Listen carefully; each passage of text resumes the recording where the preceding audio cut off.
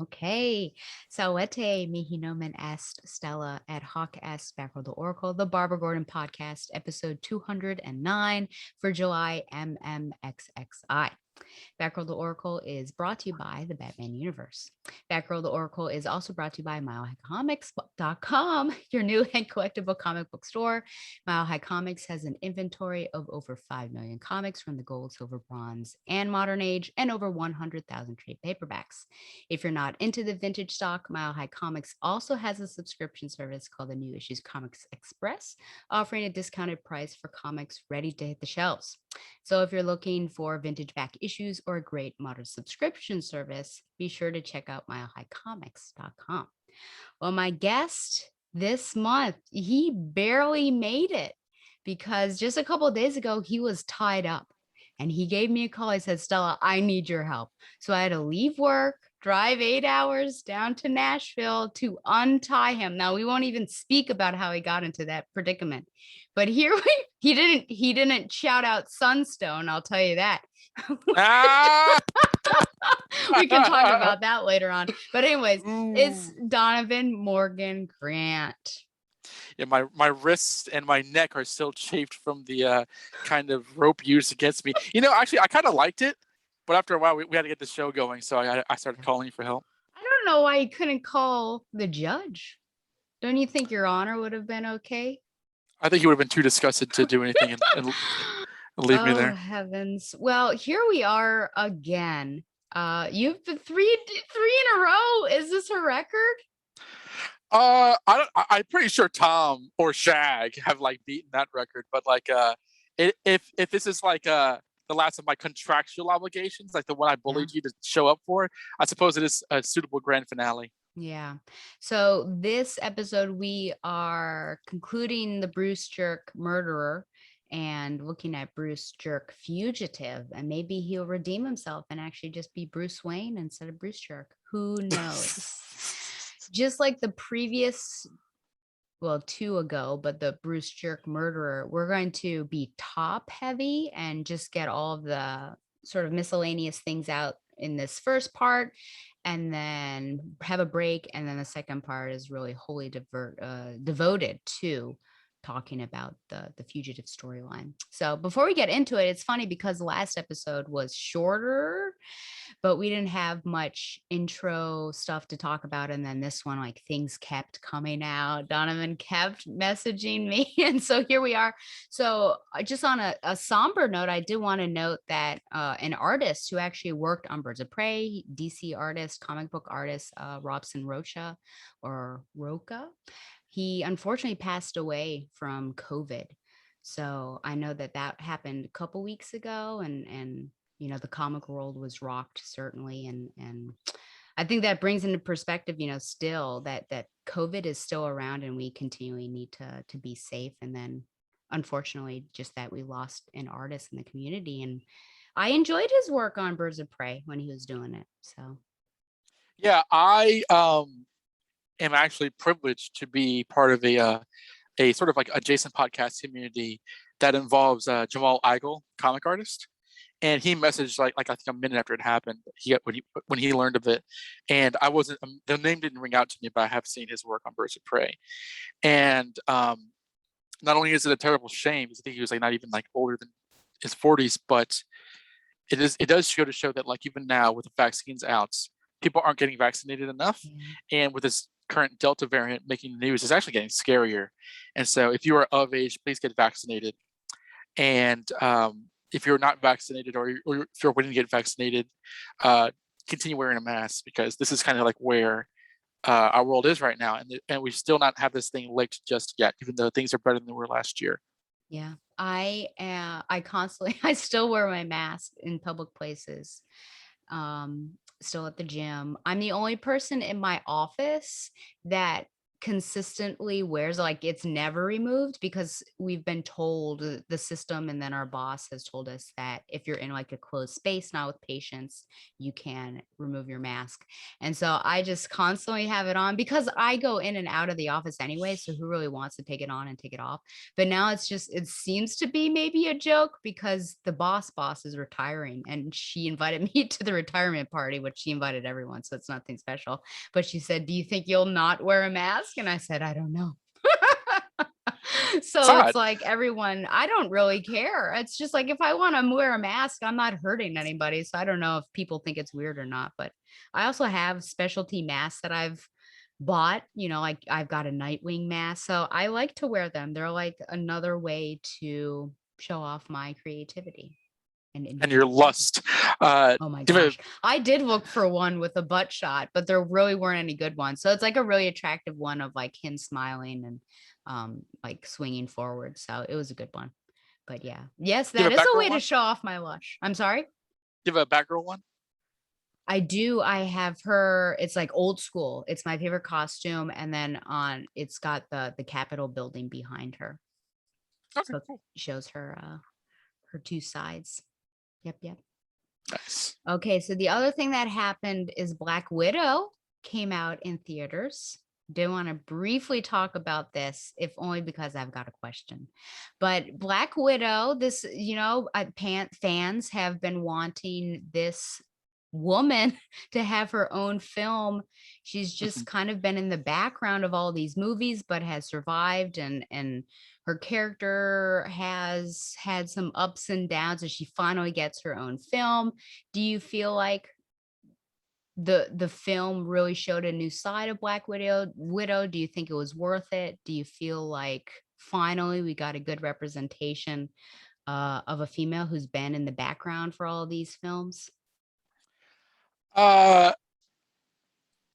those are a lot of I questions. know. Well, basically, what do you think of Black Widow? Let's just whittle it down to that. Thank you. I enjoyed it. You're welcome. I liked it. I watched it last week with my girlfriend Kia, and there is a caveat because we watched it after we watched the Loki finale, and we started that kind of late. So we were watching the Black Widow film late, and there's a bulk of the second act that I don't really remember very well because I was trying to stay awake, Yeah. admittedly. But I can honestly and enthusiastically say that I really enjoyed it. What I liked about this movie is that I don't really love how like it feels like ever since Phase 3, the Marvel universes have just kind of thrown their hands up and says, you know what, we're just action comedies. Like I think there's been a tone problem for the non-Russo films generally, and in ways in which don't need to be. I mean, Ant-Man, whatever, but like I think I wish Doctor Strange were darker. I think Spider-Man kind of needs to be darker and such. And even in the Russo films, which I really love, there are some moments where the humor is just kind of awkward. And I feel that like this one had a stronger command of its tone, especially considering Natasha Romanova's origin story is very dark Hmm. and always has been. Um, I because at first I was like, okay, another flashback. We get it, Marvel. We like going back to like previous decades, but it was pretty serious, and it never really got away from that. Um, and I like the fact that it was directed by a woman, so this is not just like whereas Captain Marvel kind of wore that woman creative element on its sleeve somewhat. Not to get too much into that, but I think that this one, I thought it was just a stronger product by a woman in the MCU. Me being the ultimate arbiter of that.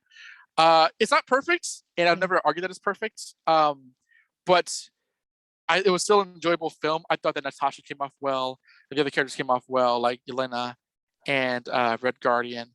Um, and yeah, I thought it was solid, and I'm happy that I saw it. And I'm looking forward to seeing what happens next for the characters by the end of it.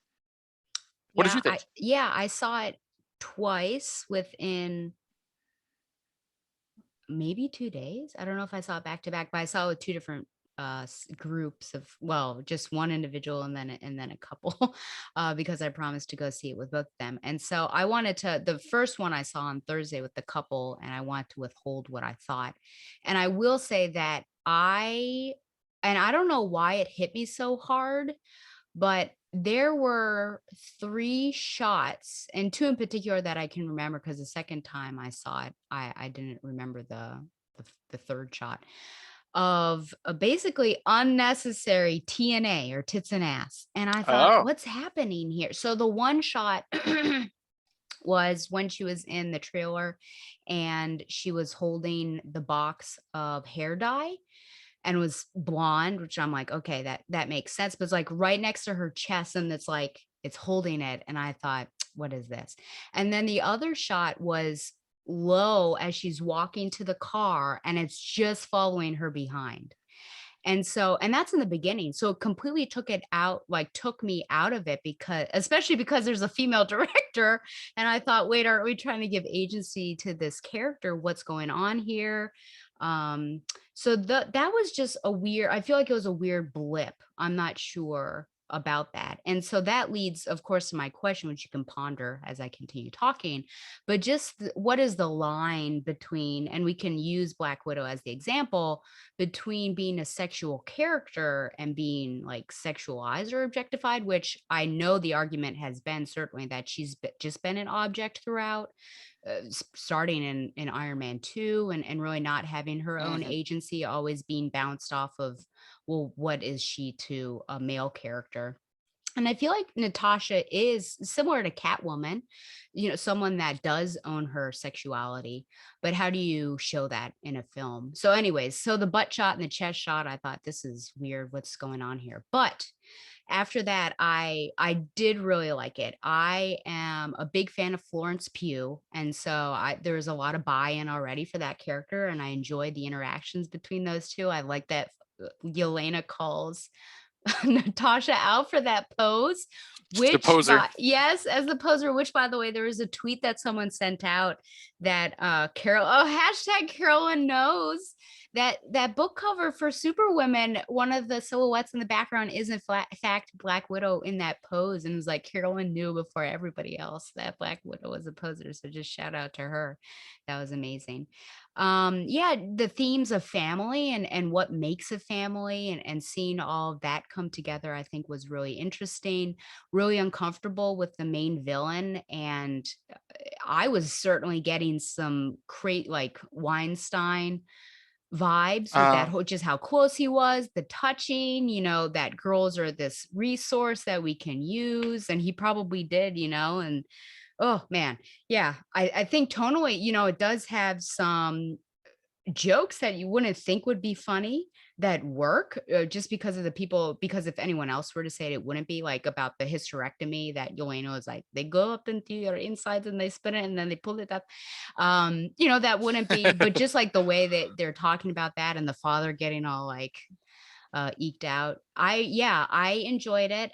The second time I was able to catch some things like the whole intro graphic it becomes more clear once you have seen the whole film, just with the images and everything. So yeah, just wondering about, I guess, where's the line between a sexual character or being sexualized, and how you do that. Yeah, I don't know. Do you have any answers on that? I feel like it's such a tricky line. I think mhm.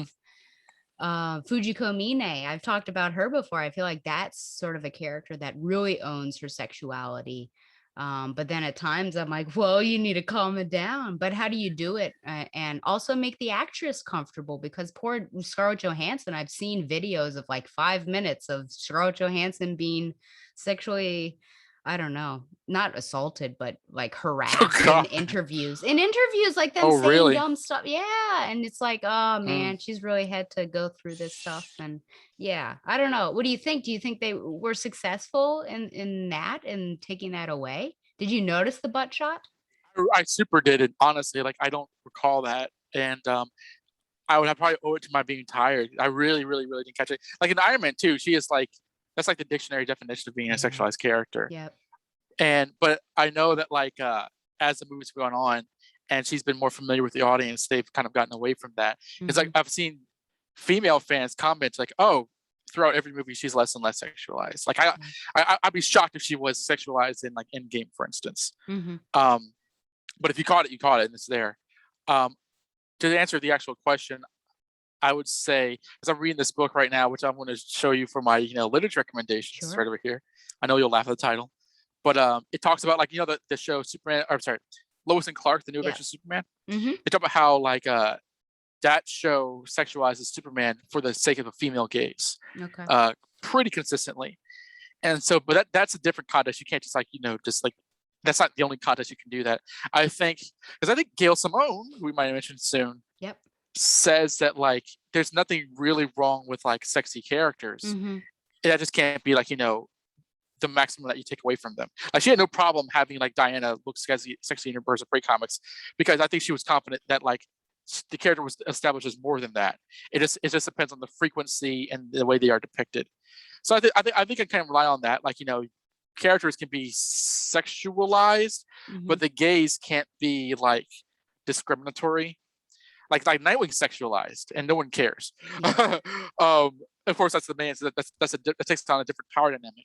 Sure. But like, if a character is established to be attractive, that's one thing. If there's a camera work involved where it kind of highlights and segregates parts of their body, that's another level of it, right? So I think you couldn't really say like if Natasha walked off on the beach purposely showing off her figure, oh well, she's being sexualized. Well, yeah, she's sexualizing herself. But if she's like just picking up a box and the camera zooms in on her chest, that sounds pretty bad because like what's the reason for that? That's kind of Yeah. a neutral scene. So I feel that that's a closer way to kind of understand which is preferable and which one is less preferable. Yeah. I get that. Oh, well, I'm glad that I think Scarlett Johansson is happy with the film. And I think I was reading a Times article with her that, even a couple years before, she said 10 years, I guess it's been a decade since she's played that character. Has it been longer? But she would never have been able to have these conversations with directors and creators of, trying to own that character and having more agency over who she is and everything. So yet another win for the Me Too and Time's Up movement, because I think that really helped push forward the fact that she now has freedom to have creative control over this character that she's crafted over how many films. So Absolutely. And I really thought, well, I shouldn't get into this. This is spoilers, but like um she does not anticipate being in any more films. Which surprised me. But no, that's all I'll say about that. well, I wonder why you say that. What would you expect her to do? I mean, this is a slight spoiler, but I thought that she would be like I honestly kind of went to this film, or I was anticipating for a while that this movie would find some way to bring her back. uh And it really is just a flashback story. There's nothing else to it. And I was like, oh, okay. And then she said that, yeah, she's done playing Natasha. yeah. I'm like, well, gosh. But I guess, that's what Florence Pugh's there for. Yeah. So I mean, if the buy-in for Florence was low, then I think that's the problem. I mean, I was going in thinking, oh yeah, Florence Pugh's going to be the next Black Widow or whatever it is. So hopefully people like Florence Pugh. I mean, frankly, after Midsummer, how could you not appreciate that woman as an actor? So okay, well, we'll move on. I do, if the professor's out there, I'd love to hear her thoughts. I know that she had some Love to hear her quibbles. thoughts. Yeah, she had some quibbles, which I never think that there's like a perfect movie, so I totally get her quibbles. But yeah, so write in hashtag Carolyn knows. So yeah, speaking of Gail Simone, I don't have it pulled up, but Gail Simone recently, like a couple weeks ago, I think, she on Twitter said, okay, it's been enough time past the new 52. I'll answer questions for, she had, a period of time. And so people were asking her questions. And one of the tweets basically went through, and we knew part of this, that she was given odd regulations from DC editorial of what she could and couldn't do. But now we find out how utterly ridiculous some of these things were. So one of them was she couldn't wear glasses, right? She couldn't be a librarian. Do you remember any of the other stipulations? Those are the big two. Like, yeah, they kind of, and like, a friend of mine, Alex Jaffe, had asked her, like that line that Bruce gives her, like, "You're always meant to be Batgirl." He said, a lot of us Steph and Cass fans found that really offensive. And she was like, I would never seek to offend fans of those characters or those characters themselves, I was given the stipulation that this is like more or less Batgirl year one, Mm, even though she had been Batgirl in the past. That's a comment I meant. I remember. yeah. I think she was also like meant to like not have friends, and she had to fight for Alicia. Oh, And, Alicia. and all this just kind of reeks as if we don't know who's behind it. It's like, what man wrote all this? It's like, well, it's Dan DiDio. But which is probably why she's talking about it now, because he's no longer in power. But those are the ones I'm see if I can try to bring up. I don't think there were that many concerning Backer herself, but those are definitely ones I recall. Yeah. Oh, here's the one. You at least linked me to one in particular. Which, I wonder if, given now who I am in 2021, basically 10 years later almost of New 52, I wonder what I would look back on with Alicia, knowing more of what I do, of because she was a transgendered woman, correct? Yeah, I remember us saying that with Dustin, and I was not like, you can't do this as to Alicia, this long running character who's been around for like a month. But I do remember like feeling that like it was kind of a tossed off thing where like Barbara's like, I love you, and they said, now I gotta go kill my brother. And like I felt that like that should have been the actual story. Which maybe I understand Gail Simone wanting to like have that normalized in comic books as like, it's not a big deal for Barbara to react towards it. But I did feel that like it was just in and out, Yeah. and that's certainly not the worst part of that issue. I hate that effing issue, but I didn't like how she did that, and I remember reading that recently, and I'm less hot about it, but I still don't think it was like great. I still don't think it was like the perfect way to do that. But Yeah. there's very few ways to be perfect when it comes to being progressive. Yeah. So I did find it. She said, yeah, as I said, Birds of Prey was just two paragraphs that made no sense. So I turned that down. That, of course, Dwayne Swarzynski would have taken that up. Batgirl had all kinds of stuff turned down. She couldn't wear glasses. She couldn't be a librarian. We had a cool hideout. She couldn't have that lots. So that was at least the one that you tapped here. So I think, New 52, I feel like they kind of went in there and were just throwing a bunch of stuff and didn't really have well-formed ideas. And so, Oh, you think? I think that too. uh, and then here we are. Well, I mean, we made it. I should have asked I know. about Oh Ferdy the doll. But my God, no. yeah, Uh, man, I don't know. I yeah, that was such an awful time. Because I remember like I really hated Brand New Day Spider-Man, and then the New Ugh, 52. It was like every month was just yeah, offensive writing, and it's like there's nowhere to turn. I know that's when I started looking at like other comics like Image and stuff, and like was reading Chew, because like right now I feel DC's in a really good place right now, and so is agreed. Knock Spider-Man. on wood. Yeah, Yeah. But like back then, no, I have no. I think back then, um, I may have been too hot on the podcast, like too performatively angry. I remember yelling a lot, and it's probably not a good look to be yelling about like a female character written by a female writer. But I really, I super did not like those stories, yeah, and I know that Hope Larson and Margaret Scott and the others who came afterwards were never all that great either. But they never. I mean, I thought Gail Simone's was, and in utter fairness, I understand much more down the line that she was editorially handcuffed. yeah. She's a smarter writer than just. It was not her idea to make that book a grim, dark wannabe. But as a product itself, I did not like it, and I know you didn't like it either. I I think didn't. you were rent No. to tears at one point.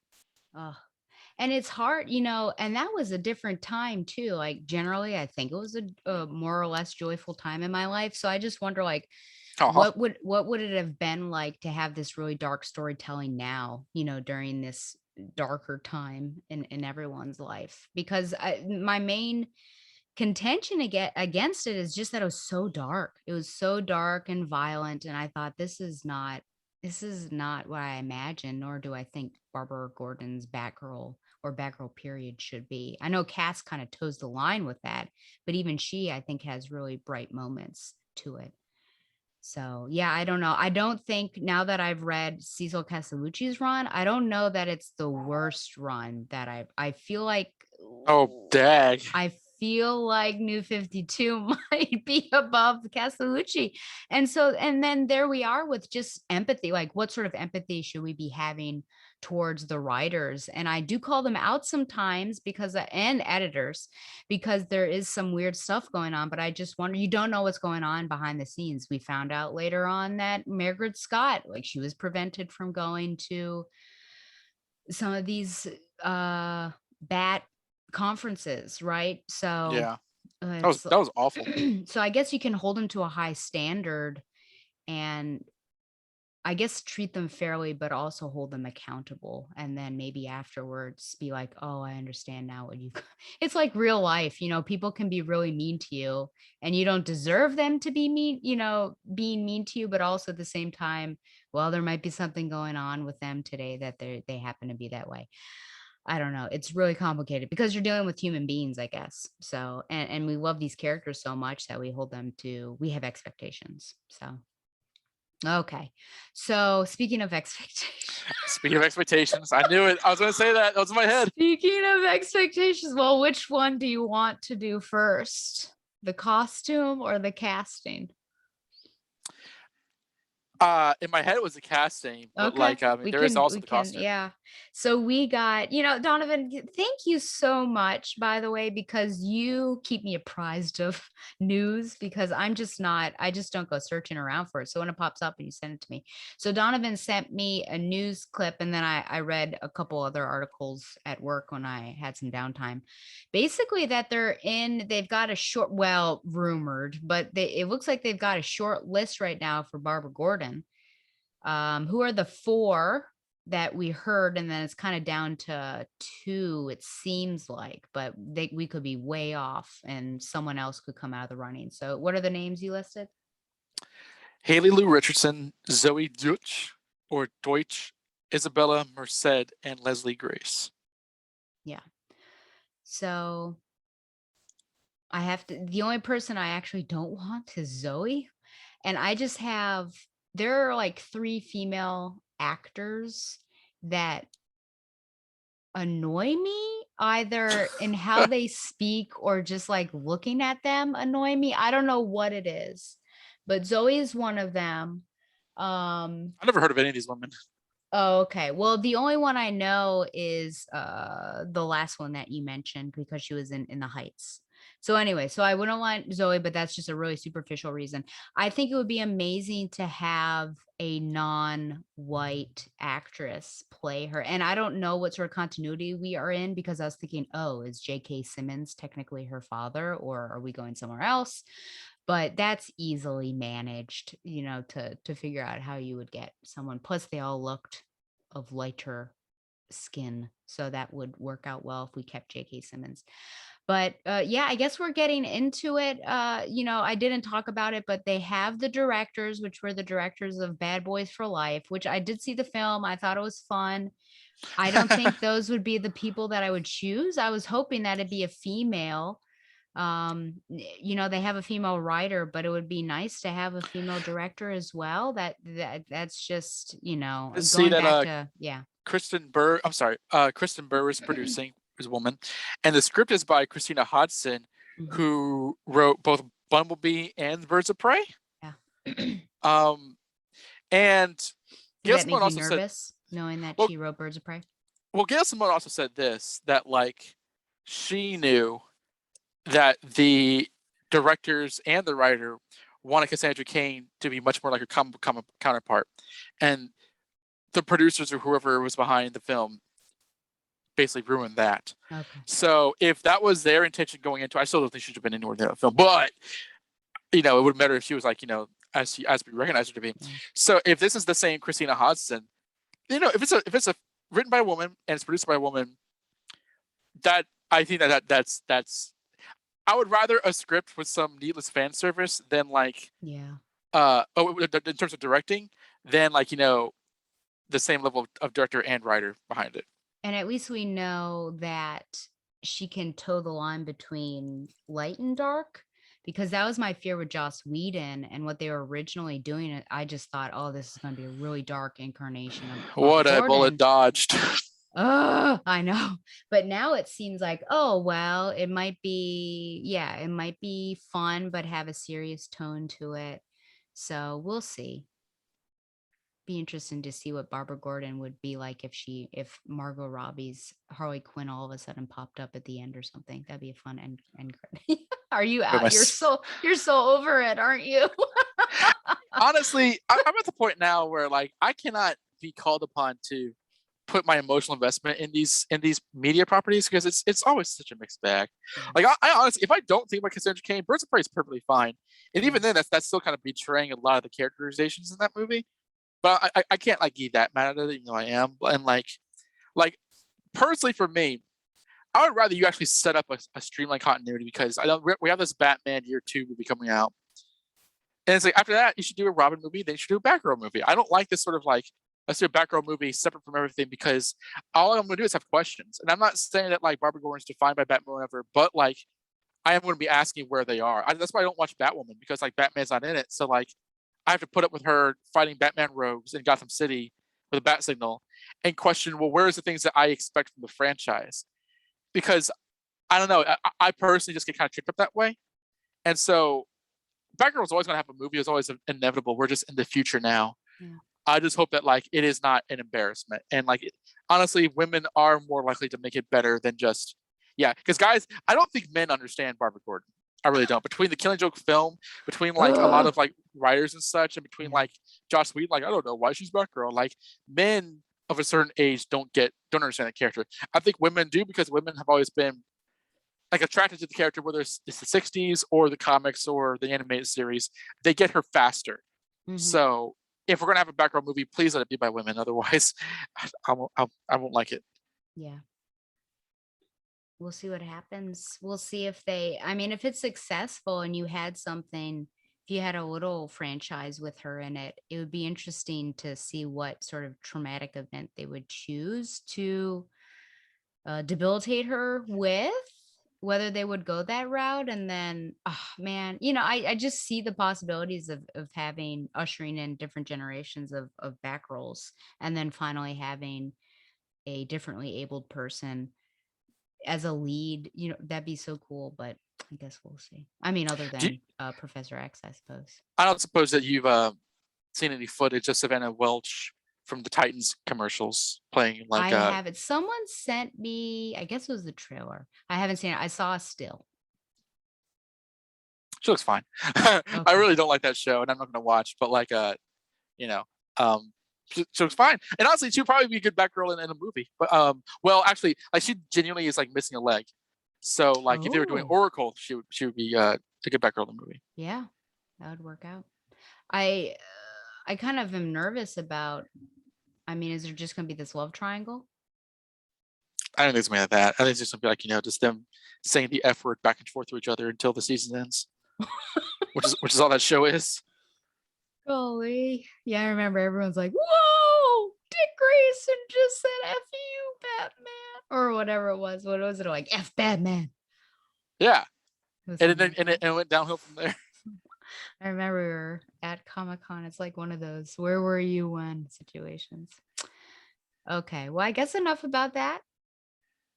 I just saw on the Instagram that Colin Farrell is only in 5 or 6 scenes in the Batman. It's like, I'm interested to see what this is like. I'm interested too, because you're only the penguin in 5 or 6 scenes. It depends on how Well, long those scenes are. I guess that's true. the Scarecrow was in 5 or 6 scenes, but Oh, that's true. Yeah. I'm looking forward to it, but I also will help trend the Batflick. Batflick, get the Batflick. no, Uh no, the Pattinson, the Pattinson's time is now. I'm Pattinson's. down for Robert Pattinson. Yeah. Again, like I'm not putting my heart and soul in this film because I think Batman Begins and Dark Knight were kind of the peak. But I think it's good casting. I think Matt Reeves has a really really good foundation.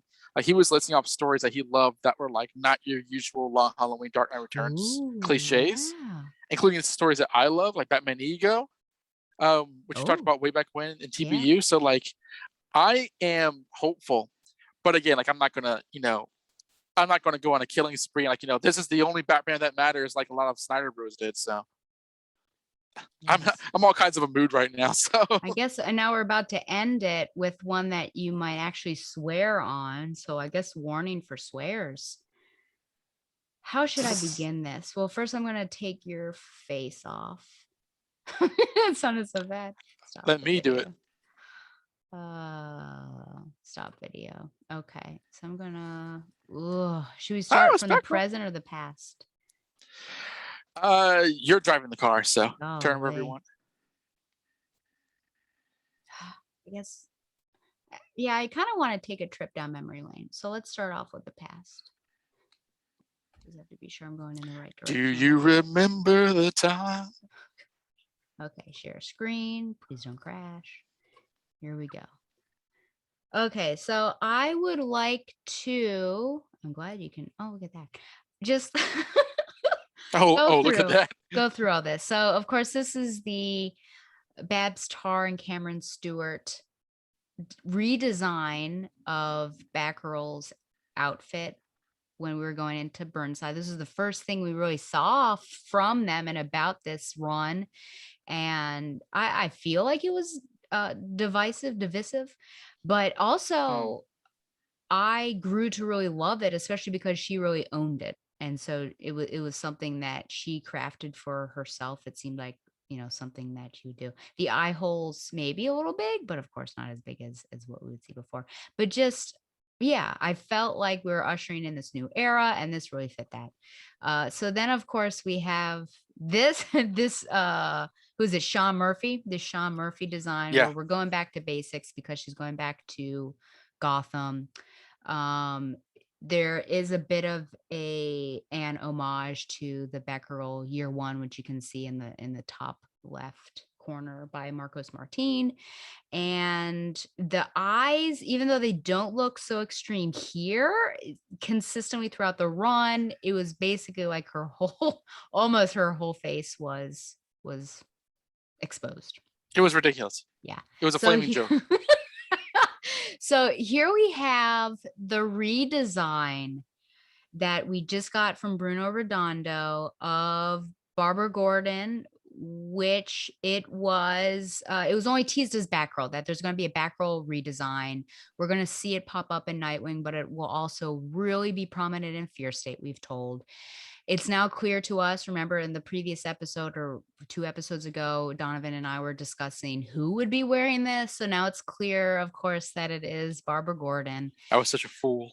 uh I guess we both were. I mean, Twitter, my Twitter in particular, because I was on the mentions, was blowing up. There was like this debate between two men about, who should be Batgirl and whether Oracle is worthwhile and all of this stuff. And I thought this has gotten out of control.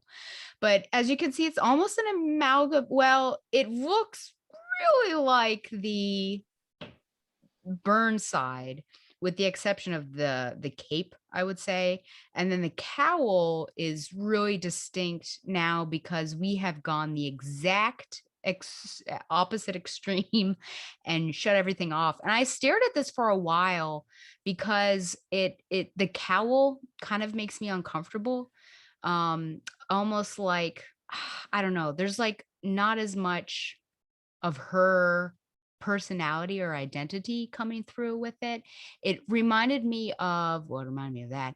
It reminds me of this, like this Uh, redesign that I really didn't like this no, redesign. I think that some of them are give and take. Some of them work really well with the new Batman adventures, and some of them don't. I really think the Selena Kyle with the gray she was beautiful. I thought that was the best one. This was like, wow, we really simplified it down. I don't like it.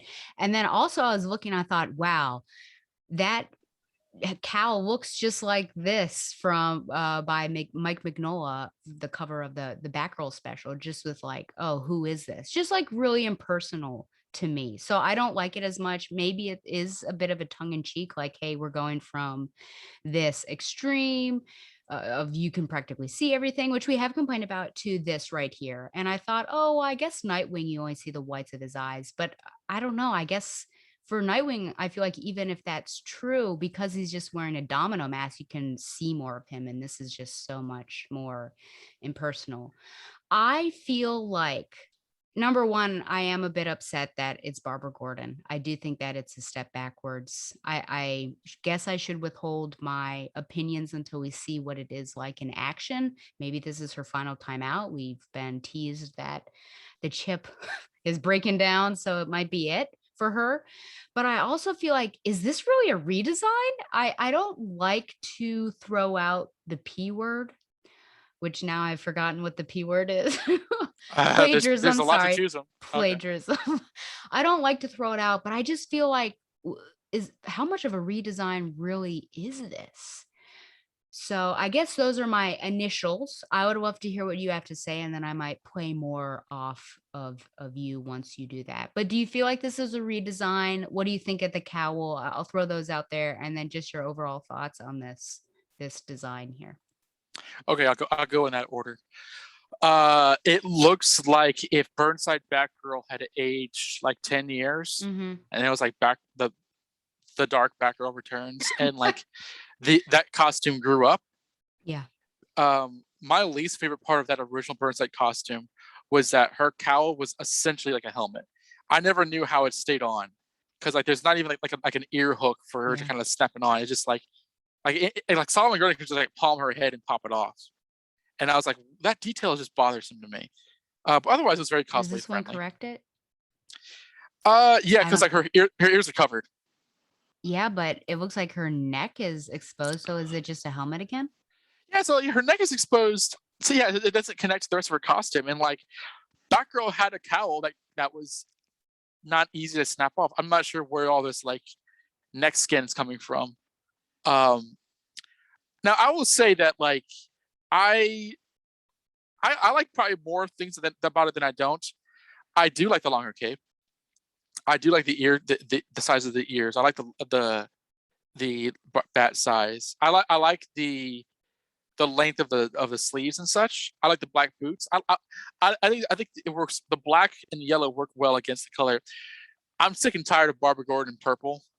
Like we get it, Yvonne Craig, but also like for decades, purple was kind of defined by Stephanie Brown, Mm-hmm. and it just feels like they're just chasing that cloud, and I'm tired of it.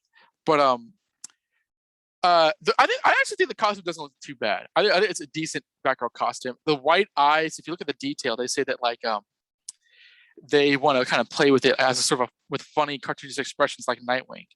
So they want to make it humanized because it's Barbara, even though you can't see the whites of her eyes. Even though like the kind of flash mask, like visibly visible eyes, has become sort of a Batgirl tradition, except for Cassandra Cain. So the purpose that's one that does maybe not demand an explanation, but you would like one because it is very different. Um, but beyond that, like steak. Yes. Hey, sorry. There he is. And there he goes. Beyond that, I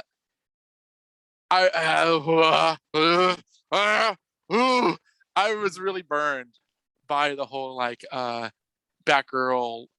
It's Barbara Gordon again because to me my first thought is like who was demanding for this? Who was like DC make Batgirl Barbara again because we just had her, and this Oracle thing felt relatively new or fresher or at least something different, something more intentional. She's been consistently presented in various comics where there's Batman or Nightwing or Urban Legends or Detective Comics. So it's not like she went anywhere.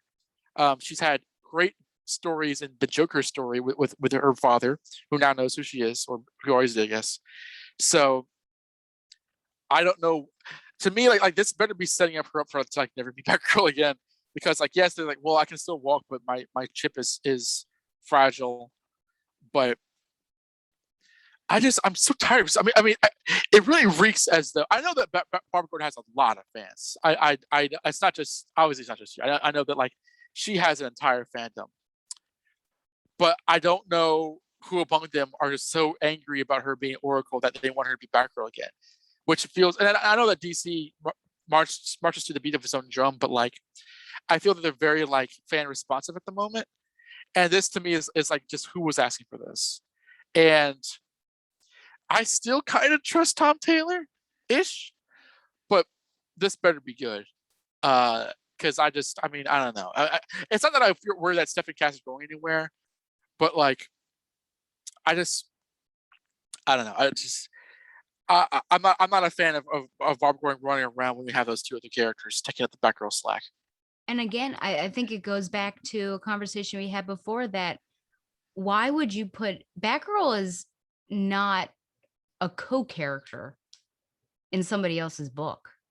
Mm-hmm. Maybe for a couple issues, but are we setting her up so like she's always going to be hanging out in Nightwing's book? Like, what is that? The Black Like, Canary to his Green Arrow. yeah, I feel like we've progressed beyond that. So, the thing that gets me is just it's like stop and go. It's like they tease and then they pull back. It's one thing to be Batgirl consistently and like, okay, she's going through changes, but she's still Batgirl. But this is like she's Batgirl, she's not Batgirl, she's starting over, she's a new Barbara Gordon. Like that's what really gets me. And so here we are again. We're Batgirl again, maybe starting over. I don't know. So I have no idea. I do see that she's got back reinforcements. I wonder if Yeah. that's to help her spine there. But yeah, I think the issue is this isn't an unattractive outfit. I think it's just what it means that now, oh, it's Right. it's Barbara. If it's her last go, I hope they make that clear. But yeah, I don't know. What do you think of her black lipstick? Because they say her lips are the same color as her costume. As part of the disguise. So every time she suits up, she does her lips. I guess. And I guess she has to put darkened eye makeup on as well. So that there was you mentioned Sunstone. There was I can actually see this. There was a recent image by that artist, Cedric, of Barbara Gordon Batgirl, and she had her cowl off and she had her eyes made up like Robert Pattinson. Yeah, I mean, it makes sense. We could tell that all the male actors had it. It's just like when they rip off their cowl, all of a sudden, it's all gone. But I would like to see it, which I feel like we do probably with Robert Pattinson. So that's an exciting little realistic detail. Yeah, he looks like a priest. I don't know about the black. I mean, what's the point, really? To have black. Whenever I think black lipstick, I think of like a gothic person. I think that issue of Batgirl where like she and Cass are in that store with the Pokemon kid. Because like one was offering the other black lipstick.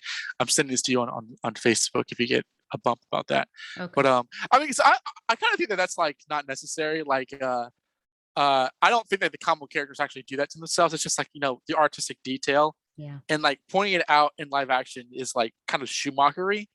Like you guys aren't being that clever, but whatever. It's a detail. Well, yeah, I'd like to hear what you guys, the listeners, have to say about this redesign. I'm interested. Maybe it's just us. Or, well, the redesign, I guess, and then it's not just a redesign. I mean, let's be honest. That's one thing, but it carries power. It means something else. So. Yeah, she's been at Oracle, I think, for let's be generous to say a year. Mm-hmm. And now it's like, hey, everybody, it's Batgirl. I'm just built different. I did not grow up with like Barbara Gordon is okay. I did as a child, like Barbara Gordon is Batgirl or Batgirl is Barbara Gordon. But I came of age with a different understanding, and people who are older than me who experienced that same education just constantly go back to this, and I'm just like I'm just not there with you. Yeah. I don't know. It's so complicated. So complicated. Okay. Well, I guess I will stop with this. And we'll start video and then permission to ask you. Okay. So we will now move on. We brought ourselves down a bit low. So we are going to move on to our Find Your Joy segment, which is called Shag's Mac and Cheese of Comfort and Joy. So I almost called you Thomas. So Donovan, how dare you? What has been bringing you joy since the last time that we spoke? What has been bringing me joy since the last? Well, I mean, I know I mentioned this last time, besides but erotically being tied up. Since the last time we spoke. Yeah. You don't want me to talk about that, do you? No. Don't.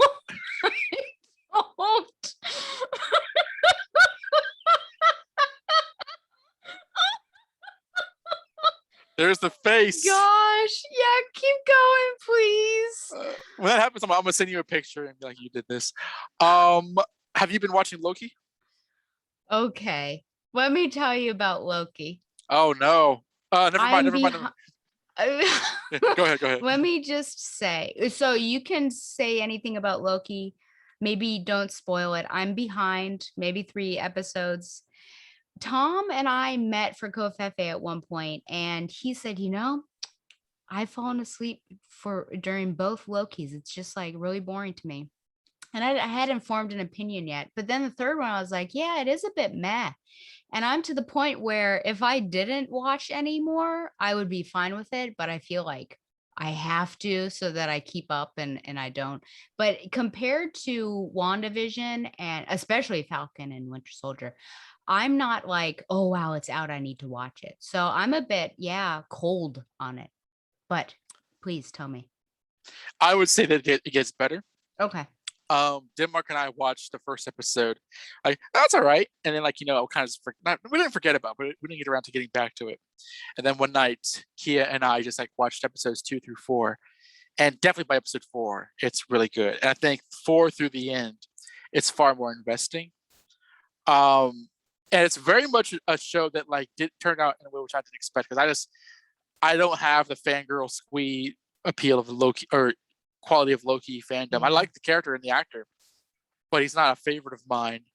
So I was knowing going in that it wasn't going to intentionally blow my socks off. Whereas Mhm. WandaVision had this sort of curiosity factor, and Falcon Winter Soldier had a lot more things of my immediate investment.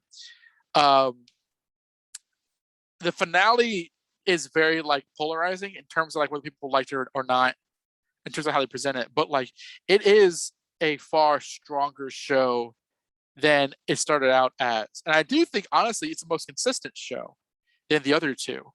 I would say it's worth it. It's not my favorite, but I do think it is honestly important. And the final episode genuinely sets up like the MCU in a very immediate and strong way. Like you Okay. kind of have to watch the rest of the series to under. It's like how Phase 1, 2, and 3 were like the Infinity Saga with like Thanos and the Infinity Gauntlet. This kind of sets up the next era of Marvel films by the end of this. Okay. By the end of the show. Yeah. Yeah. I'm not Coco for Cocoa Puffs, Cuckoo for Loki Puffs as well. I know that he's a huge fan favorite, and that's just he's not necessarily mine. So that might be another thing. But I also that's my finished Gravity bias. Falls. Oh yes, finally. Do I you guess it feel did take like a a while. changed man? I very much enjoyed it. Even as of yesterday, we're still selling Gravity Falls stuff. Some kid was looking for one of the journals in the kids section. Ah, Um, I like I very much enjoyed it. I thought it was very solid. Uh, I like how it's one of those shows where you can't really find a character that you dislike. Maybe you care for some characters over others, but like all the main characters are very likable. I like the art style. I like the animation. I think the sense of humor is terrific, and it's one of those shows that has a good heart behind it, where they don't seek to ridicule the main characters for the sake of it. They're very true to those characters. Like a lot of Mabel's humor comes from the fact that Mabel is a near bottomlessly positive person, and the humor is not that she's stupid. The humor is that is who she is, and you can get entertainment from that. Um, I think Bill Cipher is one of the coolest villains I've seen in a very long time. I love his voice. I love how immediately dangerous he is. I think every time he appeared, he did something that shocked me, which is great. Um, I love when he like made that deal with Dipper. So he's like, who's gonna be your puppet? You stupid! And he like just like he takes hold of his body and then destroys his computer. And I was like, oh, I thought that was great. I liked how when he summons all of his monster friends in the finale, he gets his car, and the car's like just playing this rap music. He's like, get money. And he's like drives away. That made me laugh. Yeah, and like it was a very succinct, fun show. It reminded me. I mean, I was kind of comparing to Steven Universe in a way because I know they came out around the same time. separately, of course. And understanding that this is a Disney show, this doesn't watch like a Disney show. It doesn't watch like it has the same sort of like concerns of the Disney brand. It feels very much unique. And I'm kind of into like, investigating more of this Alex Hirsch fellow and seeing interviews and stuff like that. Like I watched the Behind the Pines thing, and he's pretty young. I mean, he's like, I think he's probably your age. I think so. Like, it's an interesting world to fall into, and I'm happy I fell into it. My favorite episode is when they were like discovering things about Stan, and they saw those newspapers and like, oh, is he really dead? Is this even our grunkle and stuff? And like by the end, they're like screaming at each other and like Mabel, don't trust him, he's lying. Like that stuff had me on the edge of my seat. So I thought that was great. Oh man, so good. And I was telling you before, and I'll say it here, that it's such a diverse group of characters. And I think it has queer characters where you wouldn't expect there to be queer characters on a Disney show at that time. By the end, And yeah, yeah, and they do it in a way that's like it's not drawing attention. It's almost like Shira, right? It's not drawing attention to it like, oh, look at this. It's just like that's it, they just meld really well, and it's just this great cast of characters. So yeah, I think it's a fun show. Tom and I love it. So now you can join our group. now to get started on the power, and Oh then yeah.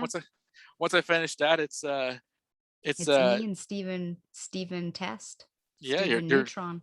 you're no, you're driving into Beach City and staying with the gyms for a while. Oh my gosh. Yeah. Well, let's hope I you're so survive. you're like, I'm not looking forward to this. It's like 800 episodes. You only had 2 seasons. But the episodes are like 10 minutes long. Oh yeah. Okay. Well, 800 divided by 10, it's still a lot. It's also not Plus 2 800. movies, I think, isn't there? No, there's one. Oh, okay. Oh, are you done with Don't your Find breathe. Your Joy now? My joy was revoked by that just now. Yeah, I'm done. Oh my gosh. Well, maybe I'll like it. I don't know. I know you will. unless You unless know you I will. That's heavy. unless you cross your arms out of pure spite and disdain. And you're like, Boy. maybe. I don't know. Well, you know that I'm the queen of counter opinions, and I don't do it like intentionally. I just really like different things. Like Batman and Robin, still the best film out there, the best Batman film, sorry. It is. And I did enjoy Birds of Prey and Suicide Squad. Looking forward towards the Suicide Squad. Its raunchiness, I'm sure. But anyways, okay, so my joys. So Jillian and I, Jillian Valentine, aka Jill Valentine, and I, we have been successful. We've received the Platinum Trophy on Resident Evil 3 Remake. Jillian and I survived Hardcore and Nightmare and Inferno mode. And let me tell you, Nemesis on Inferno mode is rather tough. I was doing that in 30-minute bursts and had to put it down. It took me a very long time to get him. And then the last trophy I had, which I got last night actually, was the Minimalist, which I couldn't open the item box. So I have spent 25 hours with Jillian, and we got that platinum. So my first, maybe only Resident Evil platinum. It was made possible by the infinite rocket launcher. If I didn't have that, there was no way I was gonna get it. So that made everything pretty manageable. Nemesis was manageable up until the final boss, when you couldn't. Yeah, it didn't really matter. And then also today I was going to come on and rage. I was going to come on social media and rage about one of my colleagues who said a transphobic thing, and I was like really upset. And then I'm going home and I'm in the left lane because all of this stuff happens in the right lane. So it's just better be in the left lane. And I couldn't get over to get off my exit. So I thought, okay, well, I'll just go over here and I'll get a meal from this one place, Kava. It's a Mediterranean place. And I've been there. oh, yeah. So I thought, well, I'll treat myself. I'll go over here now since I'm forced off this exit anyways. And the woman that was serving me noticed I was in healthcare. I still had my scrubs on and my ID. And she was asking me about COVID. She's like, let me ask you about COVID. And I said, well, I'm not that into, the thick of things, but I was just talking to her about it, and just that it's probably always going to be with us, just like the flu. We just need to be careful. And so we go to the checkout and she's like, this meal is on me. I'm like, oh, that's so nice. She said, you were Aw. so nice to answer all those questions. Like, I feel like I didn't do much, but thank you so much. So that was a bright spot to my day. And I guess I was meant to miss my exit and get off and go to Cabo. So that was a nice little thing.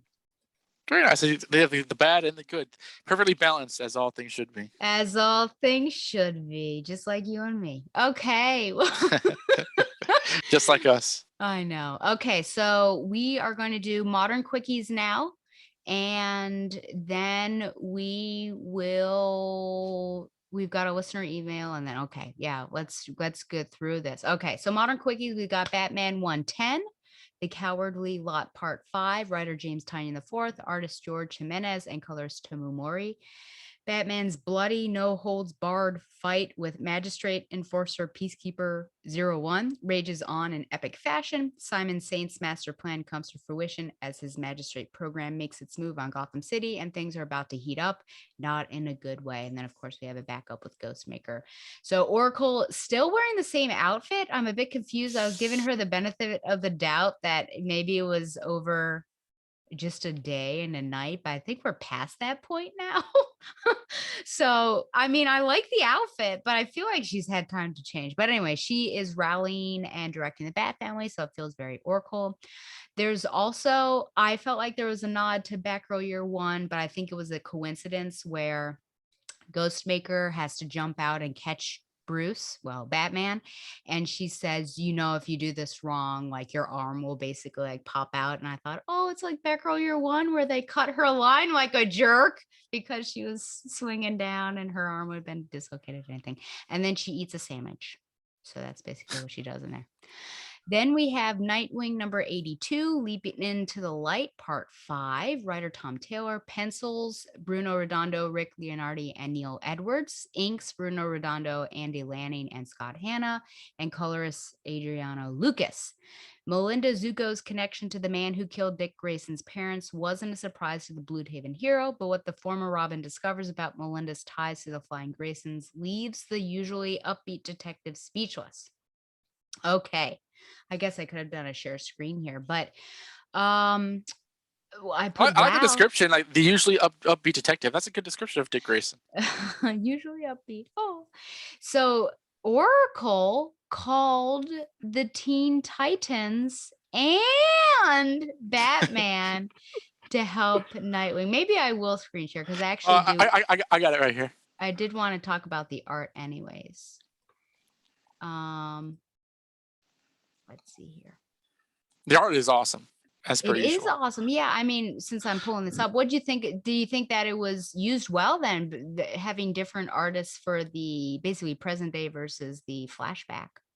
Well, I mean, like this is the first time I've actually liked that I thought Donna looks good in that costume, because I think that costume's like too battle ready for her.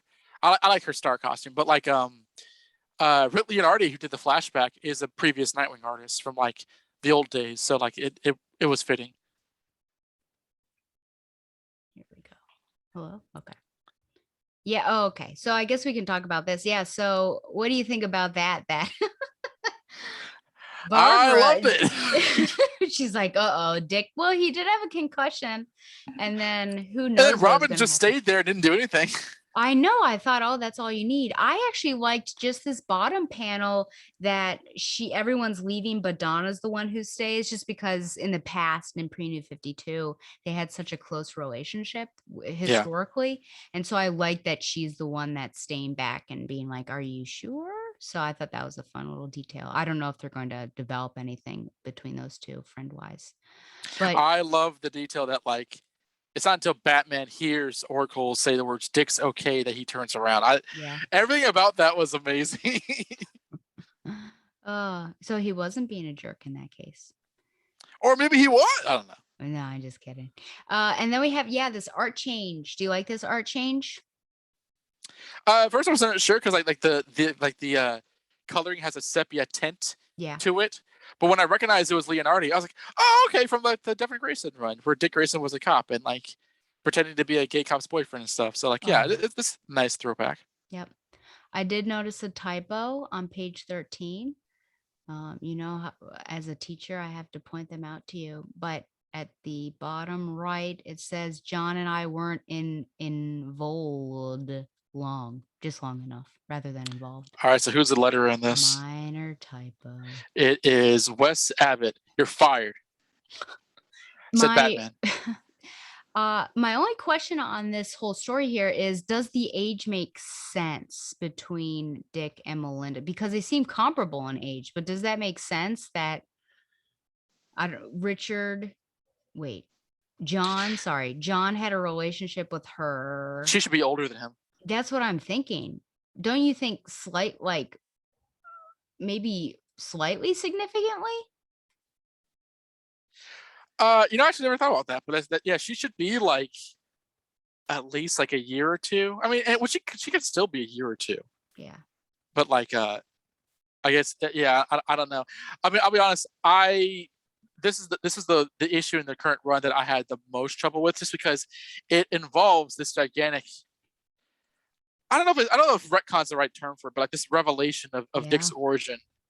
And whenever writers do that, it reeks of them. Dan Slott like wiped his ass at this trope all the time. Like it reeks of the writer trying to make their mark on a character forever, Mm, and it doesn't feel like honest writing. It feels like they're doing it for clout, and that's a harsh way to put that. Someone on Twitter the other day described Tom Taylor as somebody who comes off as though he's writing like DC fan fiction, and I did not read any of Injustice. I have read the deceased stuff, and I've not read like his Suicide Squad stuff. I think he's a very good writer, and I mean, people said that about Devin Grayson too, and I really like her run. I don't think that's too big of a deal, but I will say that like, oh, I'm your long lost sister. Let me tell you about your parents that you didn't know, and I'm also related to all these other characters.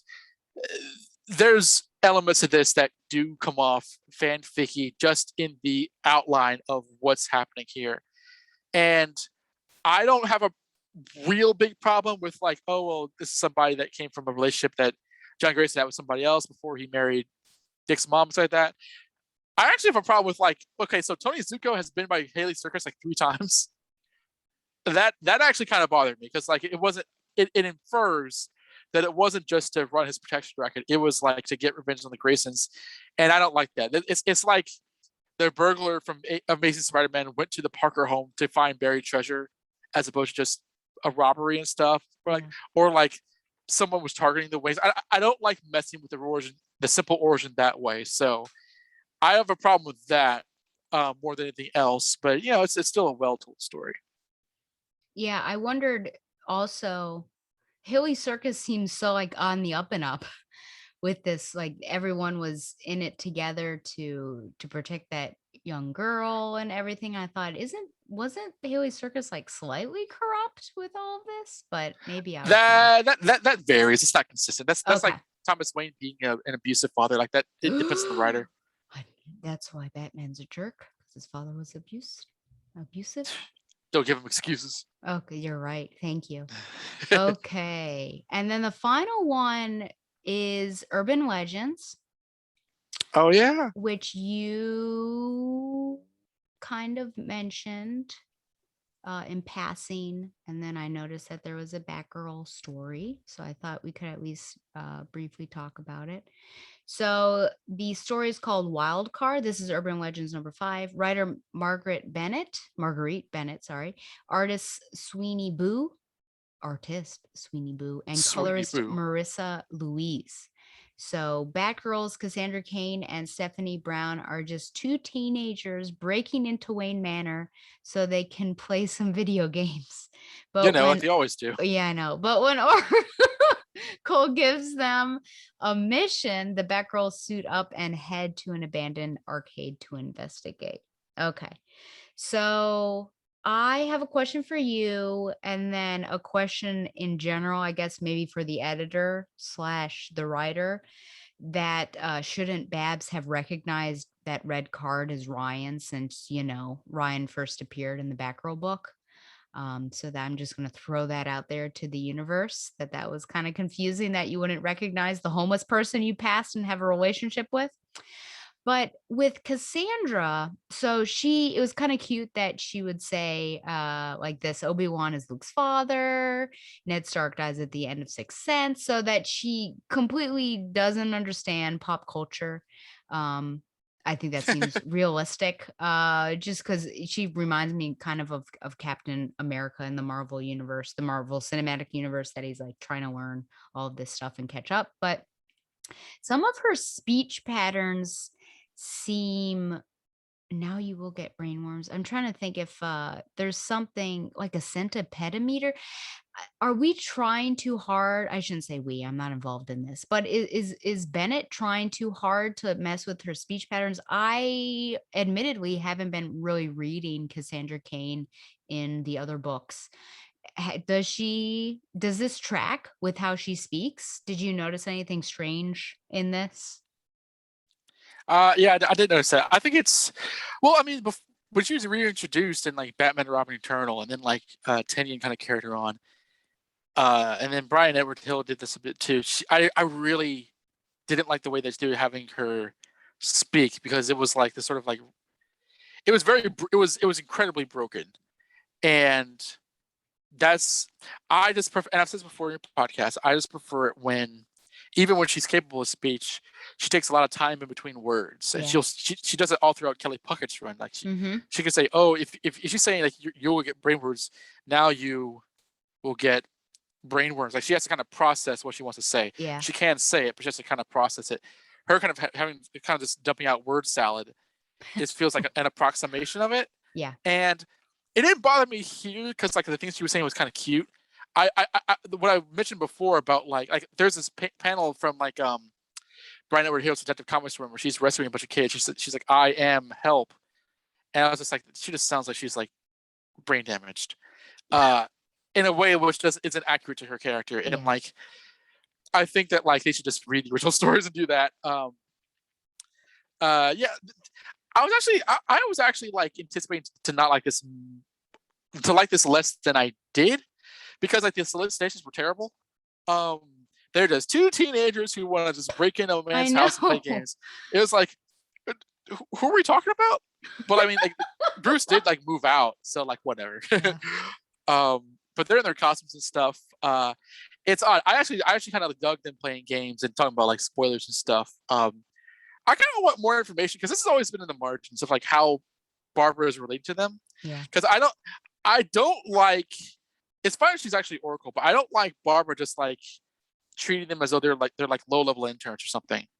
Like, hey, Batgirl's like, what are you doing? Do this for me or whatever. It's like there's it feels a lot more like bossy. Mm. And granted, in the original comics, and we'll talk about this here, like she's annoyed at them, Yeah. but it's kind of a playful annoyance and not like a dispatched kind of hands offish kind of thing. So like it's like I kind of dug Cass and Steph in this. I didn't like how Barbara was coming off. I liked the artwork, but also, and this is a complaint that a lot of people had. Why is this about Ryan Wilder? Is that her name? Yeah, I think so. Why is this her story and not Barbara Steph Cass's story? I don't know. I was a bit confused with the story. Like this, even though it says end, I feel like I don't think so. I mean, why is she covering the tracks on a murder at one point and then helping them out? I don't know. Well, I guess we're just trying to really shoehorn this character into, is she even Batwoman in the comic universe? I feel that Batwoman has recently appeared, but I don't remember. Maybe she hasn't. Hesitate. Okay. I mean, maybe we're just trying to give her a foothold and then she'll be Batwoman. I don't know if she can handle her own book or not, but this is, yeah, kind of confusing. It's funny. Right under this is like is Tim Drake bisexual story. Oh, is it? Oh, yeah. Where was that? That's right. I mean, I I don't think forgot the about story that. explicitly gets into this, but like a lot of like Bat Family fans and Batman fans and Tim Drake fans are like, man, he's really gay in this story. Is it because of Superboy? Well, it's because of like there's a classmate character from the Bill Willingham run. It was only in a few issues. It's kind of a deep cut, but Tim is like relating to him oddly. Like he dresses up to meet him and stuff. And I think Stephanie or Connor or whatever, like, who is this person? He's like, oh, he's an old friend. It just kind of has some markers of like, if you know kind of thing. Uh-huh. And it doesn't really read as like Hmm. Tim questioning himself or whatever, or discovering new things about himself. It reads as somebody who always thought him to be queer, writing him to be queer. And Interesting. it's amusing. So would you consider that queer baiting? Uh, well, he did off screen in this story. Like this is the story that said he broke up from Stephanie, Oh, okay. which if this Yeah, we goes haven't anywhere, talked then since then we it's broke not. up. Hmm. Yeah, that's annoying because like they were together through thick and thin in Young So Justice. But that like happened in off panel land? yeah, your favorite vacation spot. Ugh. Um, so if this goes somewhere, we'll see. But like right now, it's just like it's just. I mean, as somebody who's followed this character all my life, it does seem to be kind of out of nowhere. But Mm-hmm. if this leads, if Tim Drake turns out to be bi, that's cool. Because his relationship with Spoiler has been consistent. But like, let's take us there. Don't just have us arrive there out of nowhere. Do you feel like it's similar to what they did with Iceman a couple years ago in the X-Men? Well, I was less well read on that character's history insofar as much as that, like, I feel like it was some sort of a small meme that Iceman's actually secretly gay, and Brian Bendis turned it into fact.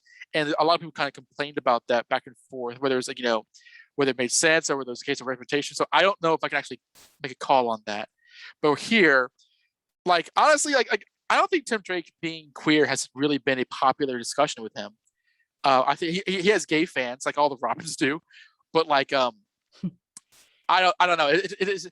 Is this one of those things where just kind of read? It's kind of like, and you're not gonna love this, but like, it's kind of like people reading Oracle and Black Canary and seeing them as a queer relationship, even though the comics don't lean in that way. Mm-hmm. It's like the same thing with Tim. It's like, well, now we are, and I've not read a comic where Tim Drake's come off that way before. But you know what? I'm not queer, so like I can't claim that that's consistent. Yeah.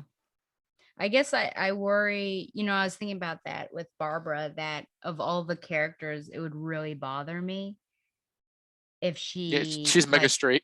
if she came out, as a lesbian or bi. And I'm like, why is that? Like, I'd be okay with everybody else. And I think it's just, as a culture or society or whatever, we seem to have this weird process. I'm saying we, you might not have the issue, but where we see this female friendship and we assume, the that there's actually some underlying like romantic tension there. And I think that's one of the things that bothers me. Like, yes, I totally see that embrace. Like, it could totally be like sexual there. Like, there is some eroticism there. But at the same time, why can't two women just be friends? Like, why do we always have to put um this erotic lens over it? I feel like that's unfair, and it's almost like titillation. So I think that's why I'm still trying to work out why I don't like it, but probably just because I want her to end up with Dick Grayson. But yeah, so I don't know about Tim. I mean, that's not, I've never perceived him as being queer before, but I'm also not as well versed in his history as you are. So if you're accepting of it, then I guess I'll go with it too. Again, I mean, like, because like a lot of people think that like he was so desperate to bring Connor back to life that I think that's Oh, kind of where that conversation that might have is started. true. Yeah. But I mean, yeah, no, it's trying to take me there. Like Yeah. I think of all the bat, and I remember listening to the Gotham Outsiders podcast where they discussed this, and they said that the one that makes the most sense to be queer would probably be Dick, just because he's much more like, I don't know, he's much less concerned about that kind of stuff. Yeah. But I mean, like, uh, again, take me there with Tim, because I don't Hmm. want to hear that like he was like Stephanie some sort of beard. He clearly loved her, but just take me to where if he's discovering new things about himself, rather than like, oh well, my fanfic says he is. So, and that's a mean thing for me to say, but like there are irresponsible writers No, that have yeah. worked I on this understand it characters too. before. So like Yeah. and he's one of my absolute favorite characters because I've read him for so long. I want to get there rather than, but at the same time, that discomfort that you're mentioning kind of comes from, I think, fans and readers who have not been represented finally getting creative control, and so there may be some sort of like switched feelings of like, well, my experience is not being represented, and my experience with this character. So it's complicated. It is, Um, yeah. at this point, it's mostly a joke, but like we'll see where it goes. Yeah.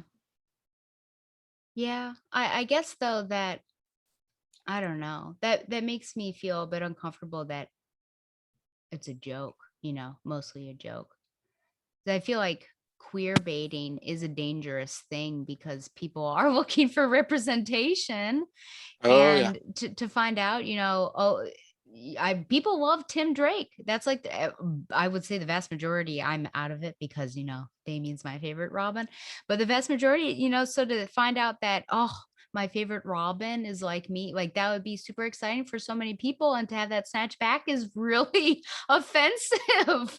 So yeah, I caution the writers. It's not like they listen to it, but my show. But anyways, I did like I shut it down anyways, but just with the Cass and Steph interactions, I felt like you got to know them a bit more. And well, they got to know each other a bit more, especially, Cass, how she is fine with video games, but she doesn't, fake battles aren't real battles, that sort of thing. So just how she connects real life with the funds that she's doing too. So, but Mhm. yeah, I don't know. We'll see if that story, if anything comes of it. Okay, so that's it for our quickies. I have one listener email. It's an angry listener email. Are you going to yell it into the microphone? Uh he didn't. Oh, he did do some capitals, so I can be forceful in the capital. So the subject, the subject is Winona, and in parentheses, not that shoplifter. So he says, "Greetings and salutations, Stella. How dare you? How dare you?" Ah, Her name is Winona Ryder, not that shoplifter. Did you have a brain tumor for breakfast? She was in Heathers, Edward Scissorhands, Reality Bites. She was nominated for an Oscar. And everyone, and I mean everyone, in the late 80s and early 90s crushed a hard on her. What is your damage, Tom? you had it coming. I try. Well, what's worse, that I called her that shoplifter, or that you knew exactly who I was talking about? If I corrected you, it must have been cut out of the audio because, like, What do you mean corrected me? You said, oh, Winona Ryder. You said it. You knew exactly who it was. oh my goodness gracious, yeah, yeah. So I don't know why he doesn't call you out. That's double standard right there. Well, it's not Tom. I understand. His pop culture affidavit content is such an '80s. He's stuck in the '80s, but He's like, stuck in them. I He's just never left. it's amusing. Have you seen Heather's? I have, long time ago. No, I hated that writing, but like it's ultimately a good movie. But like, yeah, that's amusing to me, and you Yeah. deserve every bit of acrimony I that you receive. know. It's because I call you out all the time. Okay, people, we're actually going to get into it now. So, you know what? I think what I'm going to do is Part one, stop part two. this recording and 2 hours, start a aren't new we? one, just because I feel like we've already gone like an hour. So, I'm going to stop this, and then we'll start in the next part with the synopsis of Bruce Jerk Fugitive.